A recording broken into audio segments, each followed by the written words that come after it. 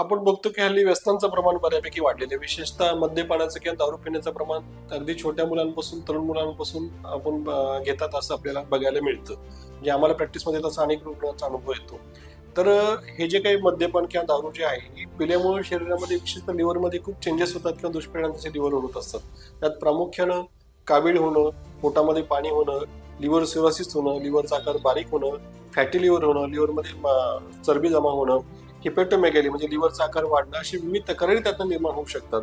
तसंच इसोफेजियल व्हरायसिस म्हणजे आपल्या रक्तवाहिन्या मोठ्या होऊन फुटून रक्ताची उलटी होणं, रक्तस्राव होणं अशी देखील त्यातून निर्माण होऊ शकतात. हे सर्व जर आपल्याला जर टाळायचं असेल किंवा हे जर दुष्परिणाम शरीरावर जर झालेले असतील तर त्या व्यक्तीनं आहारामध्ये दुधाचा वापर नक्कीच जास्त प्रमाणात करावा. इव्हन त्यांनी अन्न पाणी कमी करून दुधावर जरी पूर्णपणे तो व्यक्ती जर राहिला तर त्यातनं त्याच्या शरीरात वाढलेली लिव्हर ते दारूमुळे होणारे जे काही झालेले दुष्परिणाम आहेत ते कमी करण्यात त्यातनं चांगल्या पद्धतीने फायदा होतो. त्याच पद्धतीने जवळच्या वैद्याच्या सल्ल्यानं एखादं अल्प मृदू रेचन जसं की हलकं जुलाबाचं औषध एखादं जर घेतलं तर ते अतिरिक्त जे काही निर्माण झालेलं पित्त किंवा दोष जे शरीरात निर्माण झालेले आहेत मद्यपानामुळे ते शरीराच्या बाहेर त्यातनं निघून जातात.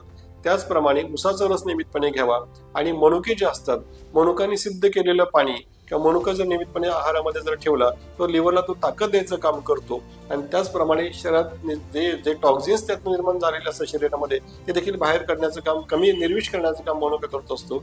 आणि धनेजिऱ्याचं पाणी जर त्या व्यक्तीने जर घेतलं विशेष त्याला पोटात पाणी झालेलं नसावं अशा वेळेस तर त्या व्यक्तीने जर घेतलं त्याने देखील एक टॉक्झिन शरीरातून बाहेर पडायला चांगल्या पद्धतीने मदत होत असते. नक्कीच आपण या उपायांचा अवलंब करा त्यात आपल्याला चांगल्या पद्धतीने फायदा होईल.